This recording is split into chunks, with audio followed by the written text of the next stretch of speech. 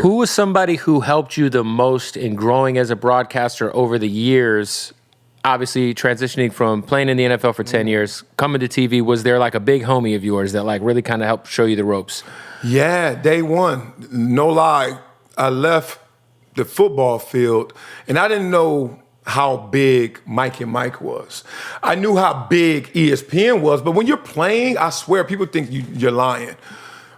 I didn't watch any of them shows. I didn't know they even had daily shows. Right. I didn't know they had NFL Live. I believe you back then. I feel like nowadays it's hard. It's very hard to avoid it now. Yeah. But back then I get it. Yeah. No, I never heard of Mike and Mike. Right. I never heard of NFL Live.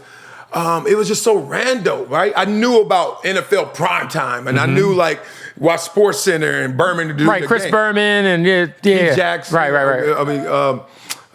What's my man? I can't think. Golly, I'm bad. I can't think of his guy. He played for the Broncos. Yes. Shit. What's his name? Golly, y'all gonna kill me in the comments. Do it. But yeah, those guys, and I was like, that was. I had made it if I made a highlight on there, right? Right. So I'm looking around. I'm like, all right, I'm at ESPN day one, and they're like, all right, can you get up at like 5 a.m, be in the studio 5:15, and want you on Mike and Mike?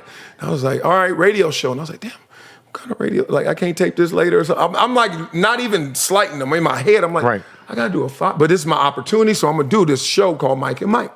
And I get there and it's Mike Greenberg, Mike Golic. I just fill in for a segment, do a little guest appearance. I'm out. And I was like, I got up at 5 o'clock just for one segment. And when I was done, I was like, I could see this is bigger than I thought, but how big? Right. Got off air, checked my phone.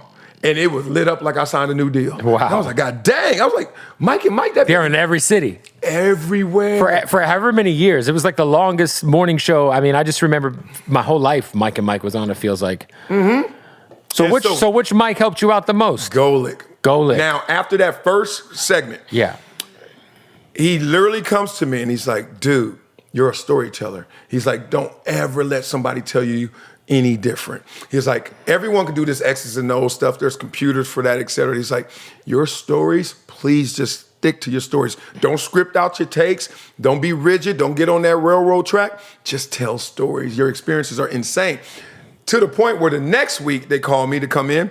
It was to fill in for Mike Greenberg, who was gone. And I literally did a 4-hour show on Mike and Mike, like in my second week. From being like one segment early in the morning. Crazy. And I just ran with it. I never got boxed in to the purest version of broadcasting, which is X's and O's, 3rd and goal, what should they do? Oh, they should play action. I was like, dog, I'm talking about the girls, I'm talking about the club, I'm talking about the player, I'm talking about his life, I'm talking about his emotions.